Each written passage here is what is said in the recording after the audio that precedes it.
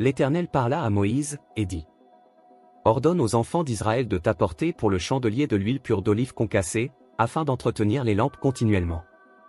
C'est en dehors du voile qui est devant le témoignage, dans la tente d'assignation, car on la préparera, pour que les lampes brûlent continuellement du soir au matin en présence de l'Éternel. C'est une loi perpétuelle pour vos descendants. Il arrangera les lampes sur le chandelier d'or pur, pour qu'elles brûlent continuellement devant l'Éternel. Tu prendras de la fleur de farine, et tu en feras 12 gâteaux, chaque gâteau sera de 2 dixièmes. Tu les placeras en 2 piles, 6 par pile, sur la table d'or pur devant l'Éternel. Tu mettras de l'encens pur sur chaque pile, et il sera sur le pain comme souvenir, comme une offrande consumée par le feu devant l'Éternel. Chaque jour de sabbat, on rangera ces pains devant l'Éternel, continuellement, c'est une alliance perpétuelle qu'observeront les enfants d'Israël. Ils appartiendront à Aaron et à ses fils, et ils les mangeront dans un lieu saint, car ce sera pour eux une chose très sainte, une part des offrandes consumées par le feu devant l'Éternel. C'est une loi perpétuelle. Le fils d'une femme israélite et d'un homme égyptien, étant venu au milieu des enfants d'Israël, se querella dans le camp avec un homme israélite. Le fils de la femme israélite blasphéma et maudit le nom de Dieu. On l'amena à Moïse.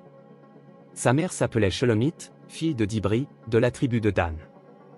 On le mit en prison, jusqu'à ce que Moïse eût déclaré ce que l'Éternel ordonnerait. L'Éternel parla à Moïse, et dit: Fais sortir du camp le blasphémateur, tous ceux qui l'ont entendu poseront leurs mains sur sa tête, et toute l'assemblée le lapidera. Tu parleras aux enfants d'Israël, et tu diras: Quiconque maudira son Dieu portera la peine de son péché. Celui qui blasphémera le nom de l'Éternel sera puni de mort, toute l'assemblée le lapidera. Qu'il soit étranger ou indigène, il mourra, pour avoir blasphémé le nom de Dieu. Celui qui frappera un homme mortellement sera puni de mort. Celui qui frappera un animal mortellement le remplacera, vie pour vie.